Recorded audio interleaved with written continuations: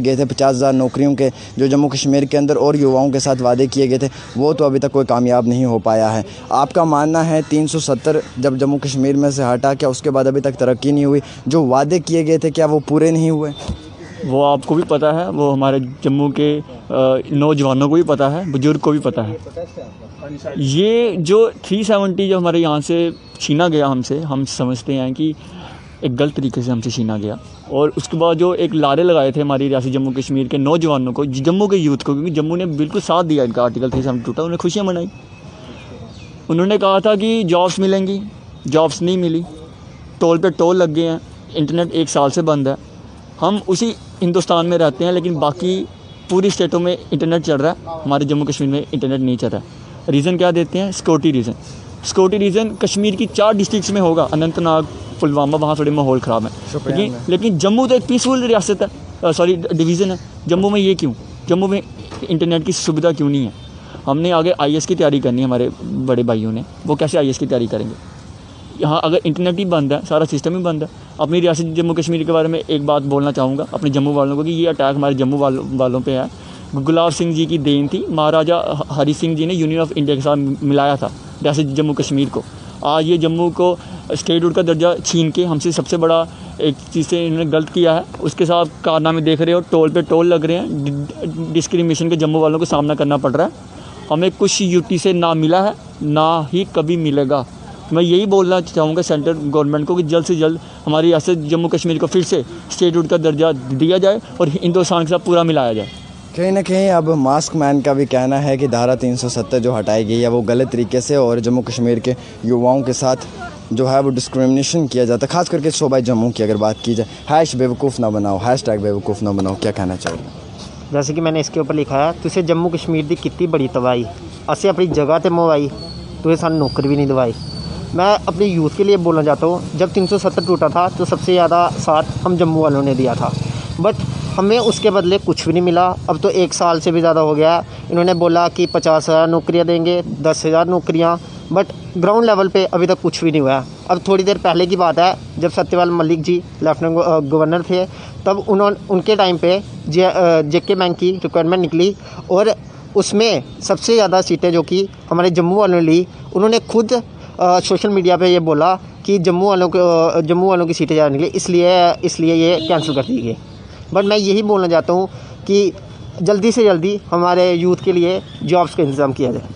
बहुत सही कहा इन्होंने कहीं ना कहीं। अब एक और मुद्दा है जम्मू कश्मीर के अंदर फ़िलहाल सुर्खियों में बना हुआ, जिसका नाम है 4G इंटरनेट, और उसको लेकर जम्मू कश्मीर का हर युवा मांग कर रहा है। कहते हैं सिक्योरिटी के थ्रेट्स हैं, हम इसलिए इंटरनेट नहीं छोड़ सकते, लेकिन उधमपुर में भी छोड़ दिया, गांदरबल डिवीज़न में भी कश्मीर में छोड़ दिया है।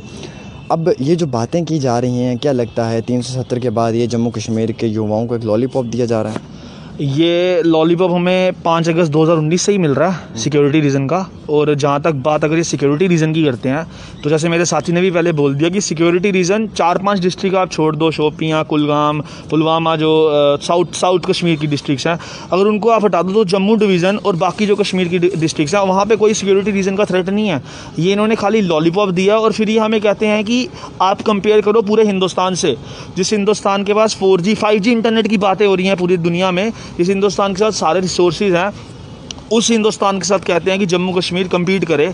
जबकि अगर आप खुद बताओ, अगर एक बंदे को रिसोर्सेज मिल रहे हैं टॉप लेवल के और एक को लो लेवल के भी नसीब नहीं हो रहे, जो बेसिक्स यूनाइटेड नेशन ने भी कहा है कि जो इंटरनेट है वो एक basic human right, fundamental right है आपका, अगर वो भी आपको नहीं मिल रहे तो आप बाकी पूरे वर्ल्ड, पूरी दुनिया के, पूरे हिंदुस्तान के साथ कैसे कम्पीट कर सकते हो। और जहाँ तक 370 और 35A की बात है, हमें नुकसान था, सब जम्मू वालों को पता है नुकसान था, लेकिन फिर भी हमने इनका सपोर्ट किया कि इन्होंने हमें कहा, हमें सपने दिखाए, बड़े बड़े सपने दिखाए कि हमें ये मिलेगा, नौकरियाँ मिलेंगी, 50,000 नौकरियाँ, 1 लाख नौकरियाँ। हमें मिला क्या? हमें मिला SRO 202। और पहले ये खुद ही SRO 202 लाते हैं, फिर खुद ही उसको हटा देते हैं और बोलते हैं हटा दिया जी, हमने हटा दिया। अरे लाए भी तो आप लोग ही थे। और हमें क्या मिला? हमें मिले टोल। हमें मिले चनानी टोल, बन toll, Saror toll, Lakhanpur toll. उनमें से 2 टोल जो हम कह सकते हैं जस्टिफाई है, क्योंकि वहाँ पे डेवलपमेंट हुई है। सरोर और लखनपुर टोल में आपको क्या डेवलपमेंट दिखती है? वहाँ पे रोड कम और खड्डे ज़्यादा हैं। चलिए कहीं ना कहीं अब हर युवा की जो मांग है 370 और 35A को लेकर जम्मू से भी जो मास्क मैन हैं इनकी भाई यही कहना है कि ये इनजस्टिस हुआ है। 370 और 35A को जब हटाया गया था तो कहा गया था कि नौकरियां मिलेंगी, तरक्की होगी, मिलिटेंसी कम होगी जम्मू कश्मीर के अंदर, युवाओं को बेरोज़गारी से हटाया जाएगा। इवन हालांकि ये तक कहा गया था कि कुछ ऐसी पॉलिसीज़ हैं सेंटर की जो जम्मू कश्मीर में लागू नहीं हो सकती हैं जब तक कि यहाँ से धारा 370 को ना हटाया जाए। और उस वक्त में भी झूठ बोला गया था सत्यपाल मलिक जी की तरफ से कि सिक्योरिटी रीज़न से, सिक्योरिटी थ्रेट है, आप पूरे कश्मीर को खाली कर दो। और एकदम से तमाम लीडर्स को हाउस अरेस्ट करके 370 को तोड़ दिया। और ये आप समझ सकते हो कि ये कहाँ का जस्टिस है। और एक तरीके से बिल पास होता है पार्लियामेंट में से, वो कोई भी तरीका नहीं अपनाया गया था यहाँ पे। मुझे लगता है जी जो आप कह रहे हो आर्टिकल 370 को तोड़ने का जो लीगल तरीका ये था कि पहले अपने पार्लियामेंट से पहले लेजिस्लेटिव असेंबली, जम्मू कश्मीर की लेजिस्लेटिव असेंबली से पास होना ज़रूरी था। लेकिन वहाँ पे इन्होंने क्या मतलब गोली ये खेली कि पहले पीडीपी के साथ सरकार बना ली और फिर धोखेबाजी से सरकार तोड़ के किसी और को सरकार नहीं बनाने दी गई और अपने प्रेसिडेंट को बिठा दिया लेजिस्लेटिव असेंबली की जगह। और प्रेसिडेंट ने लेजिस्लेटिव असेंबली के साथ एक्ट करके उसको पास कर दिया और इन्होंने पार्लियामेंट में पास कर दिया। कहीं ना कहीं एक और मास्क मैन बोलने के लिए आज तैयार हैं, खुल के बोलना चाहते मेरे भाई ने कहा गोली, साथी ने कहा गोली, मैं कहता गोली चलाकी। प्रधानमंत्री साहब जब 2014 में MM स्टेडियम में आए थे तो उन्होंने एक बात बोली थी, जम्मू वालों को बोल रहा हूँ, जम्मू वालों को सुनाना कि ना बाप बेटा तो ना बाप बेटी चलने दूंगा। बाप बेटा डॉक्टर फारूक अब्दुल्ला और उमर अब्दुल्ला, बाप बेटी से मोहम्मद शहीद और महबूबा मुफ्ती।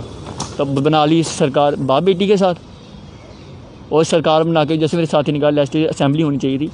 इस कारण से ऐसा किया है कि हमें बताता है कि कितना ही प्यार है और कितनी नफरत है रियासत जम्मू कश्मीर के साथ। चलिए फ़िलहाल मैं आपको तो यही कहूँगा कि हर युवा